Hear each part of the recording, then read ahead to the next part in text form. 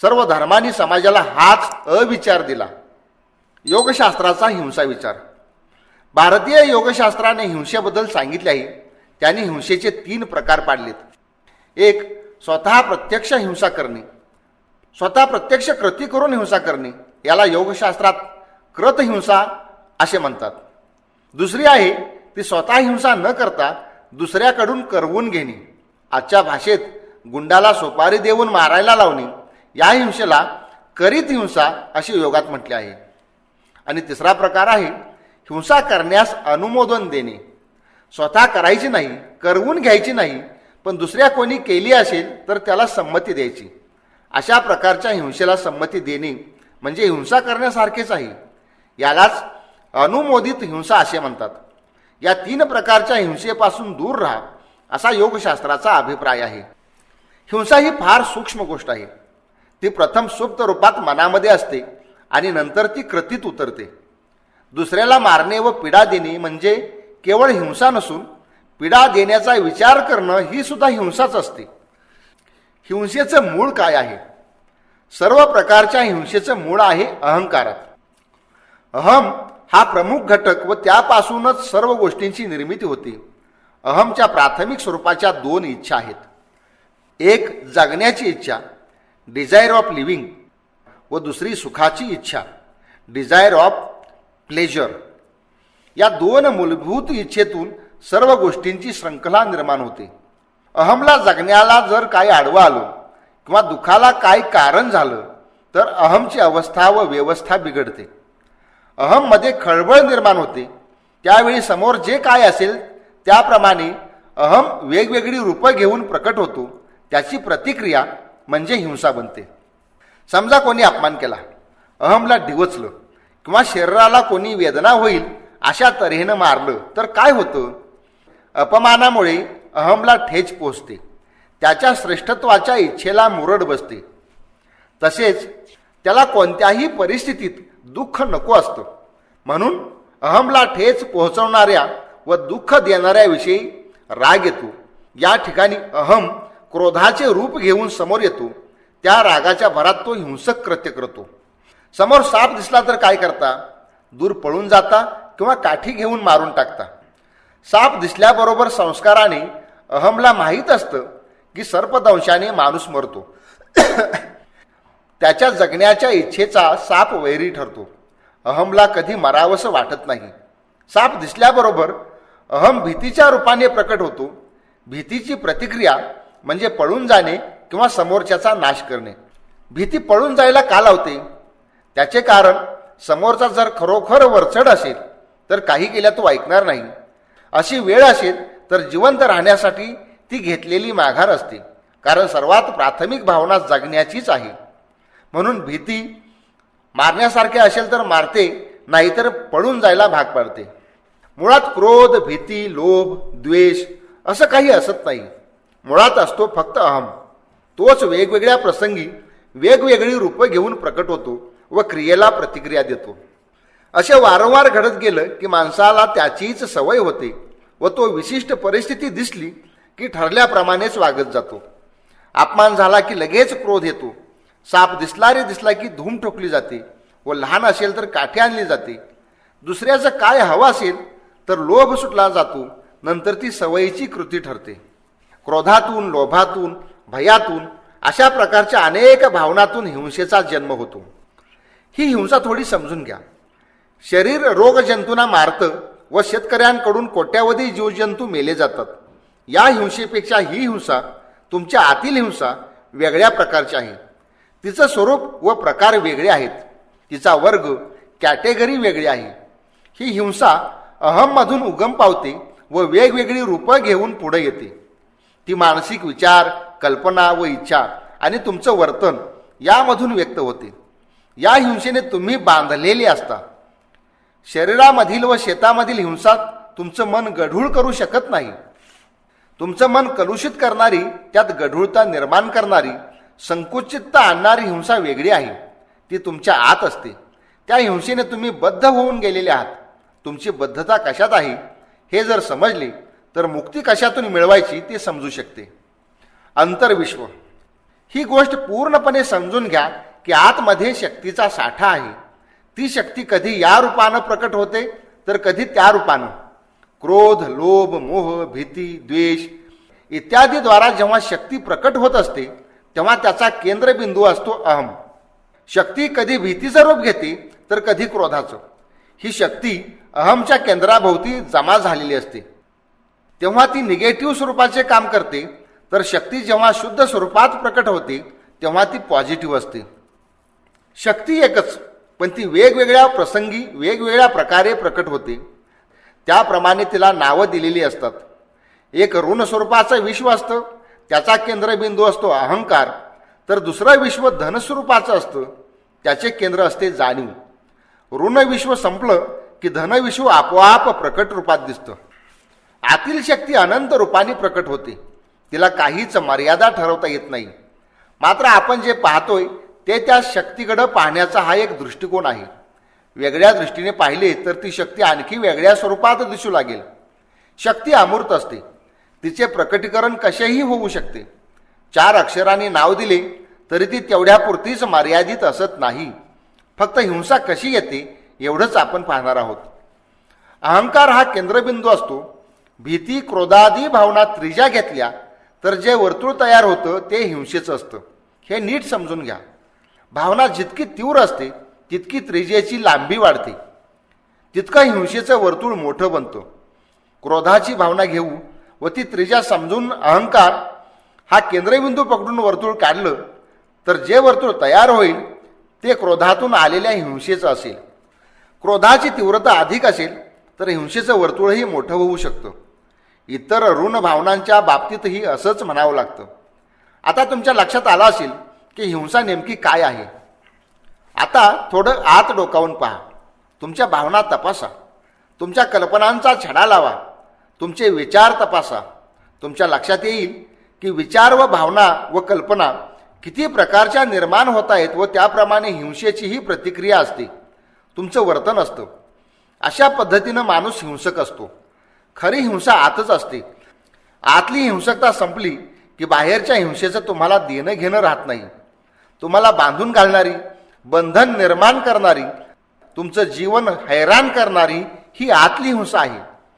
तुम्ही जेव्हा या हिंसेपासून मुक्त व्हाल तेव्हा तुमचा संघर्ष, तुमची परेशानी, तुमचा झगडा, तुमच्यातील लढाया, मारामाऱ्या, भांडणं सर्व संपून जाईल. शांती मिळेल. अहिंसेचा जन्म होईल. तेव्हा खरं प्रेम जन्माला येईल. त्या प्रेमातून आनंदाचा सुगंध पसरेल. तेव्हा खरं जीवन जगता येतं. तोच जीवनयोग बनतो. आतील हिंसेतून मुक्त होणं दिसतं तितकं सोपं नाही. कारण आंतरविश्वाचा पसारा समजला तर आश्चर्य वाटेल. आपण जसं बाहेरचं विश्व पाहतो, अनुभवतो, तसं आंतरविश्वही आहे. आंतरविश्वाची व्याप्ती. बाहेरचं जग किती मोठं आहे. ही पृथ्वी हा एक ग्रह आहे. ती एका सूर्यमालेत राहते. सूर्यमालेत अनेक ग्रह असतात. आपल्या सूर्यमालेसारख्या अब्जावधी सूर्यमाला विश्वात आहेत. हे जसं बाहेरचं विश्व आहे तसं अंतर्गत विश्वही आहे. बाहेरचं विश्व जेवढं मोठं आहे त्यापेक्षा हजारो पटीनं मोठं हे अंतर्विश्व आहे. आंतरविश्वाची छोटीशी अभिव्यक्ती म्हणजे बाह्यविश्व होय. आतमध्ये जरा डोकावून पहा. मन किती वटवट करीत असतं. आपण विचार करतो, कल्पना करतो, इच्छा करतो, क्रोध करतो, मनातल्या मनात बडबडत असतो. त्यातील प्रत्यक्षात बाहेर येणाऱ्या गोष्टी फारच अल्प असतात. विचारांची श्रंखला सारखी चालू असते. त्यातील काही विचारच व्यक्त करतो. हजारो कल्पनातील एखादी कल्पना बाहेर आणतो. हजारो इच्छांपैकी एखादी इच्छा प्रकट करतो. हे जरा समजून घ्या. आपल्या प्रकट विश्वापेक्षा आतील विश्व हजारो पटीनं मोठं असतं. प्रत्येकजण स्वतःचं विश्व बरोबर घेऊन वावरत असतो. याचं फारच थोडं प्रकटीकरण बाह्य रूपात होत असतं. जसं सूर्यमालेचा केंद्रबिंदू सूर्य असतो तसं आंतरविश्वाचा केंद्रबिंदू असतो अहम. अहम भोवती सर्व गोष्टी फिरत असतात. सूर्यमालेत जसे ग्रह उपग्रह आहेत तसंच आंतरविश्वातही ग्रह उपग्रह आहेत. ग्रहांना गुरुत्वाकर्षण शक्ती असते, त्यामुळे ते फिरत असतात. तशी आंतरविश्वाला धन आणि ऋण अशी शक्ती असते. त्यातून ते गतिमान बनतं. आकर्षण, प्रतिकर्षण, विधायक व विध्वंसक रचना व नाश असं त्याचं काम चालतं. जिथं विध्वंसकता असते, नाश असतो, तिथं हिंसकता असते. अंतर्विश्वातील आपल्याला ज्ञात असणारी ही सूर्यमाला खरं तर अहंकारमाला आहे. अशा किती अहंकारमाला आतमध्ये आहेत त्याला अंत नाही. याचे अनेक ग्रह अजून अज्ञात आहेत. बाहेरच्या सूर्यमालेतील ग्रहांचा मानवी जीवनावर खरोखर परिणाम होतो की नाही मला माहीत नाही. मात्र आतील ग्रहांचा परिणाम त्याच क्षणी ताबडतोब होतो व तो कितीही मोठा असू शकतो. हे ग्रह फिरताना, प्रतिक्रिया करताना जे काही तयार होते ती हिंसा असते. सूर्यमाला ही सूर्यापासून तयार झाली आहे, तसे अहंकारमाला ही अहंकारापासून निर्माण झाली आहे. यातील प्रत्येक ग्रह अहंकाराच्या केंद्राभोवती फिरत असतो. प्रत्येक ग्रह म्हणजे शक्तीचा एक एक गोळा आहे. ती मूळ रूपात व्यक्त झाली की विध्वंस करते आणि तिचं दमन झालं तर आतमध्ये गडबड निर्माण करते. ऋण विश्वासारखंच धनविश्वही आहे. ते रचनात्मक काम करतं. त्याचा केंद्रबिंदू असतो जाणीव. जाणीवेभोवती फिरत राहून ते आपलं काम करीत राहतं. ऋण विश्वातील ग्रहांची व धनविश्वातील ग्रहांची कधीकधी आतमध्येच टक्कर होते. ज्याची शक्ती अधिक होईल त्याची अभिव्यक्ती होते. दोन्ही जर तुल्यबळ असतील तर व्यक्तिमत्व दुभंगतं. मानसशास्त्रीय भाषेत त्याला स्किझोफ्रेनिया, खिन्न मनस्कता असं म्हणतात. अहंकार केंद्रबिंदू असलेलं व नकारात्मक भावनेची त्रिज्या असलेलं हिंसेचं वर्तुळ कसं तयार होतं हे आपण पाहिले. हिंसा आपल्या लक्षात आली. ही हिंसकता कशी घालवायची, हिंसकतेपासून मुक्ती कशी मिळवायची. हिंसा आत असते म्हणून आतून मुक्त कसे व्हायचे याचा थोडक्यात विचार करू. हिंसेपासून मुक्त होताना हे लक्षात ठेवा की हिंसा ही ऋण भावनांची निर्मिती असते. प्रेमासारख्या धनभावनेतून हिंसा कधीही जन्म घेत नाही. प्रेमभंगातून मुलीच्या तोंडावर ॲसिड फेकले इत्यादी प्रकारच्या ज्या बातम्या असतात त्या चुकीच्या शब्दात मांडलेल्या असतात. प्रेमाचा भंग कधीच होत नाही. भंग होतो तो इच्छेचा, वासनेचा, अपेक्षेचा. तेव्हा या गोष्टी थोड्या समजून घ्या. हिंसा व अहिंसा समजून घ्या. हिंसेपासून मुक्त होण्यासाठी हिंसा काय आहे व अहिंसा काय आहे हे समजून घ्यावे लागते. हिंसा ही मुळात आतील गोष्ट आहे, नंतर तिची अभिव्यक्ती बाहेर येते. विश्वामध्ये ज्या गोष्टी घडून येतात त्याला आपण आपल्या भूमिकेतून हिंसा अहिंसा ठरवू शकत नाही. वाघ सिंहांना दुसरं काहीच खाता येत नाही. मांस हाच त्यांचा आहार आहे. त्यांच्या आतड्याची रचना तशीच आहे. तेव्हा वाघ करतो ती हिंसा की अहिंसा हा प्रश्नच चुकीचा ठरतो. हिंसा ही आपल्या मानसिकतेत असणारी गोष्ट आहे. जगात अनंत घडामोडी होतात. कोट्यावधी जीव जन्मतात व मरतात. जन्म मरण हा विश्वाचा खेळ आहे. उत्पत्ती, स्थिती व संहार हेच तर जग आहे. त्यात क्रिया व प्रतिक्रिया घडतात. त्याला हिंसा म्हणता येत नाही. खरी हिंसा व्यक्तीच्या मनामध्ये आत असते, बाहेर नसते. आतील हिंसाच बाहेर व्यक्त होते. आपल्याला मुक्त व्हायचं आहे ते आतील हिंसेतून. आपण आतून बांधलो गेलोय म्हणून मुक्ती ही आतूनच मिळवली पाहिजे. अनेक धर्मांनी व विचारांनी अहिंसेचा अतिरेक केला. त्या अतिरेकातून पुन्हा हिंसाच जन्मास आली. कोणत्याही गोष्टीच्या अतिरेकातून वाईट निष्पत्ती होते. कोणताही सद्गुण अति झाला की तोच दुर्गुण ठरतो. म्हणून प्रत्येक बाबतीत तारतम्य असावे लागते. सारासार विवेक म्हणतात तो हाच. अहिंसेचाही अतिरेक झाला की तो दुर्गुण ठरतो व तो स्वतःलाच संपवतो. जंतूंनी शरीरावर अटॅक केला तर जंतूंना मारणे क्रमप्राप्त आहे. अहिंसा मानून गप्प बसले तर ते जंतूच माणसाला संपवतात. मग जंतूला मारा नाहीतर स्वतः मारा. दोन्हीतूनही हिंसाच होणार असते. जास्त चांगला पर्याय कोणता? अर्थातच जंतूंना मारणे. त्याचे कारण असे, कोणतीही गोष्ट हिंसा, अहिंसा, सत्य या सर्व गोष्टी सोपाधिक आहेत, निरुपाधिक नाहीत. प्रत्येक गोष्टीला कंडिशन आहे, अट आहे. नेहमी सत्य बोला, पण हितकर बोला. ज्यातून हानी होईल असं सत्य बोलू नका. ही सत्याला अट आहे, एक मुरड आहे. तशीच अहिंसेलाही अट आहे, मर्यादा आहे. स्वतःलाच संपवणारी अहिंसा ही अहिंसाच राहत नाही, ती हिंसाच ठरते. माणसाचं जगणं, जीवन याच्या पलीकडे काही असूच शकत नाही. आपण आहोत, जिवंत आहोत. म्हणूनच सत्य, असत्य, हिंसा, अहिंसा याला मूल्य व महत्त्व प्राप्त होते. आपलंच अस्तित्व नसेल तर या सर्व भाराभर गोष्टी कुचकामी ठरतात, त्यांना काहीच अर्थ राहत नाही. म्हणून सर्वात महत्त्वाचं असतं ते माणसाचं जगणं. नुसतं जगणं नाही तर चांगलं जगणं, आनंदानं जगणं. या अटीमध्ये जी अहिंसा येते तेवढीच खरी अहिंसा, नाहीतर अहिंसेचा अतिरेक होतो व त्यातून हिंसाच जन्माला येते.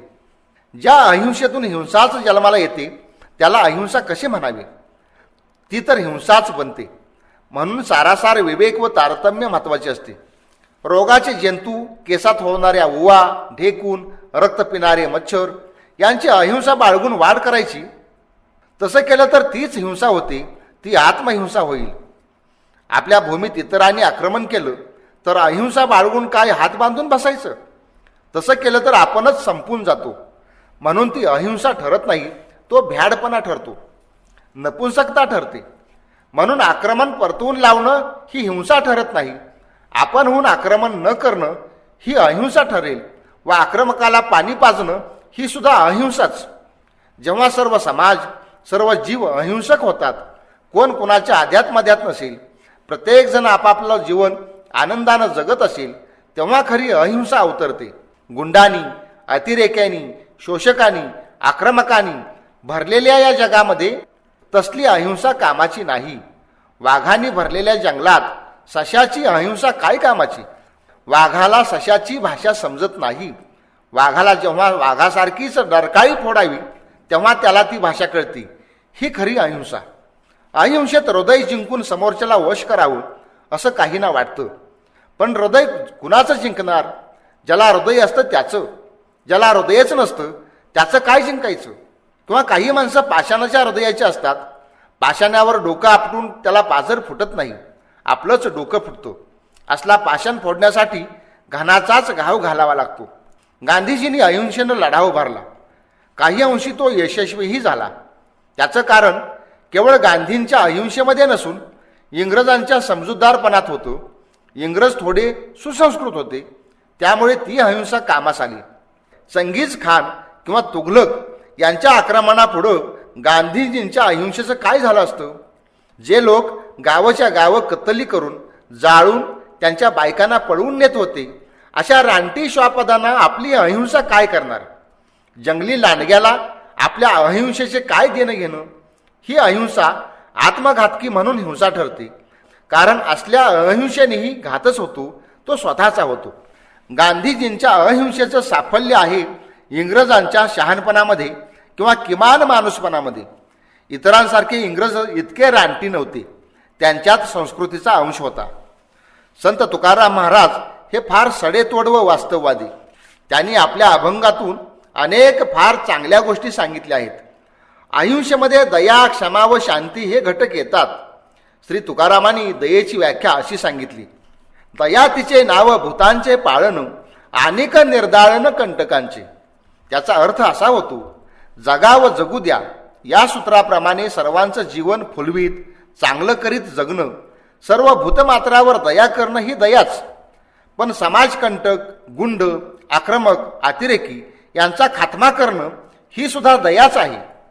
अहिंसेला जगण्याची, आनंदानं व सुव्यवस्थित आरोग्यपूर्ण जगण्याची अट आहे.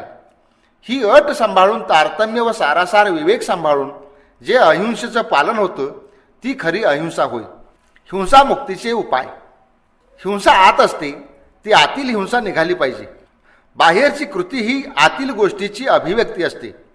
हिंसेचं मूळ आहे अहंकारामध्ये. हिंसा निर्माण करणारा अहंकार कसा घालवायचा याविषयी आपण अहंकारापासून मुक्ती, निरहंकार होणं या शिडीमध्ये विचार केलेला आहे. हा अहंकार गेला की आतील हिंसाही नष्ट होईल. हिंसा राहत असते मनामध्ये. शेतकरी शेतात जीवजंतू मारण्यासाठी जात नाही, तो जात असतो जगण्यासाठी, अन्नधान्य पिकवण्यासाठी. त्यामुळे त्याची बुद्धी, हेतू काय आहे हे महत्त्वाचं ठरतं. म्हणून त्याच्याकडून हिंसा घडत नाही. भांडणात एक दुसऱ्याचा पाय तोडतो ही झाली हिंसा. पण पायाला सेप्टिक झाल्याने डॉक्टरही पाय काढतो, या कृतीबद्दल त्याला हिंसक म्हणायचं? त्याचा हेतू हिंसा करण्याचा नसतो, तर पेशंट वाचवण्याचा असतो. हिंसेतून मुक्त होण्यासाठी प्रथम आपले हेतू शुद्ध ठेवा. जगत असताना कृपादृष्टी, प्रेम, करुणा, दया व मधुरता या गोष्टी ठेवल्या तर हिंसेचा प्रश्नच येत नाही, तिथं अहिंसेचा जन्म होतो. हिंसा ज्या विचारांपासून जन्मास येते ते विचार मनात घोळवू नका, तसले विचार ऐकूही नका. हिंसक माणसाच्या सहवासात राहू नका, हिंसेचे समर्थन करू नका. हिंसा व अहिंसा समजून घेऊन स्वतः हिंसक कृत्य करू नका, दुसऱ्यास करायला सांगू नका व हिंसा केली असेल तर त्याला संमतीही देऊ नका. हिंसेचा विचार येताच त्या ठिकाणी चांगल्या उच्च उदात्त विचारांची प्रस्थापना करा. हिंसा करण्यासाठी जी शक्ती निर्माण होते त्या शक्तीचा चांगल्या कामासाठी वापर करा, त्यातून रचनात्मक विधायक काम करा. नेहमी व्यक्तिमत्व सकारात्मक ठेवा, जीवनाची उंची वाढवा. नेहमी सर्वांच्या भल्याचा विचार करा, सर्वांच्या कल्याणासाठी प्रार्थना करा. सर्व भूतात स्वतःला व स्वतःमध्ये सर्व भूतांना पहा, हे सर्व एकच आहे. शरीराचे जसे वेगवेगळे अवयव असतात तसे सर्व आपलेच अवयव आहेत. हा अवयवी भाव वृद्धिंगत करा. सर्व एकाच देहाचे अवयव आहेत. एक अवयव दुसऱ्या अवयवाची काय हिंसा करणार? हिंसेला आतमध्ये पहा, तटस्थपणे पहा. तिला तुकड्या तुकड्याने पाहून हिंसा समजत नाही, तिला एकत्रितपणे पहा. हिंसा वेगवेगळ्या रूपाने येत असते, ही सगळी रूपे समजून घ्या. सर्व प्रकारच्या क्रोधातून व भीतीतून हिंसाच जन्माला येते असं नाही. सात्विक क्रोध विधायक गोष्टी करतो. वाईट होऊ नये म्हणून असणारी भीती चांगलीच असते. या गोष्टी समजून घ्या आणि लक्षात ठेवा. अहंकारापासून या सर्व गोष्टीची निर्मिती होते व त्याची विघातक विध्वंसक कृती किंवा प्रतिक्रिया ही हिंसा असते. हिंसेचं हे स्वरूप पहा, त्याला जाणा व त्रयस्थ व्हा. त्यात सामील होऊ नका, त्याच्यात वाहत जाऊ नका. हिंसेला आतमध्ये पाहून त्रयस्थ झालात की हिंसा तुमच्यातून वेगळी होते. हिंसा वेगळी झाली की तुम्ही तिच्यापासून मुक्त होता. कृती, प्रतिक्रिया, अभिव्यक्ती काहीही होऊ, तुम्ही तटस्थ राहा, त्रयस्थ व्हा, स्थिर व शांत राहा. त्याच्याकडे फक्त पहा. भीती, क्रोध, लोभादी गोष्टीच्या काही प्रतिक्रिया असतात, त्यातून हिंसा निर्माण होते. पण त्यातून कसं मुक्त व्हायचं, स्वतःला दूर कसं राखायचं, हे आपण इतर श्रेणींमधून पाहिलेलं आहे. आतून, मनापासून, कळकळीनं त्यातून अलग व्हा. हिंसा नावाची स्वतंत्र गोष्ट अस्तित्वात नाही. वरील नकारात्मक गोष्टींच्या विध्वंसक प्रतिक्रियेला आपण हिंसा हे नाव दिलेलं आहे. हिंसा नावाची स्वतंत्र गोष्ट या विश्वात अस्तित्वात नाही. असतात त्या क्रिया किंवा प्रतिक्रिया, हे नीट समजून घ्या. माणूस मुळात हिंसक असतो याचा अर्थ असा आहे की माणूस लाखो वर्षांचे संस्कार घेऊन येतो. तो आगंतुक येत नाही. त्याच्या 99.9% क्रिया प्रतिक्रिया या सवयीच्या असतात. प्रतिक्रियांची त्याला सवय असते. ही सवय इतकी घट्ट असते की तोच त्याचा स्वभाव बनतो. हा स्वभाव प्रतिक्रियात्मक असल्यामुळे तो हिंसक असतो. हिंसा हे विध्वंसक प्रतिक्रियेला दिलेलं नाव आहे. प्रत्येकाचे मूळ स्वरूप अहिंसकच आहे. अहिंसा हाही शब्दच आहे. त्याला हिंसेच्या विरोधी वापरतात. मूळ स्वरूप हिंसकही नाही व अहिंसकही नाही. शुद्ध स्वरूपात इतर काहीही असत नाही, तर ते फक्त असते. भावरूप अस्तित्व हे त्याचं स्वरूप आहे. त्यात इतर दुसऱ्या कुठल्याच गोष्टी नसल्या म्हणजे त्यातून जो सुगंध पसरतो तो आनंदाचा सुगंध असतो. त्यातून खरे प्रेम पाझरत असते. हे अस्तित्व समजून घ्या. या अस्तित्वात स्थिर झालात की मग सर्वच गोष्टी अलग होतात. मग त्याला कोणताच मळ चिकटत नाही. ते निर्मळ बनते. निर्मळ अंतकरणात हिंसा कशी राहील? मग तुम्ही हिंसा अहिंसेच्या पार पलीकडे जाता.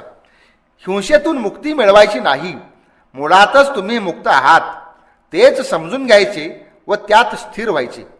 तुम्ही इतर गोष्टीत सामील होता म्हणून तुम्ही त्यात अडकता. प्रवाहाबरोबर वाहता म्हणून अस्थिर होता. अस्थिर झाला की अशांत होता. ही कारण परंपरा समजून घ्या. तुम्ही मुक्तच आहात, स्वतंत्रच आहात. आपणहून बद्ध होता. हे बंधन झुगारले की मुक्ती हेच तुमचं मूळ स्वरूप आहे. धन्यवाद.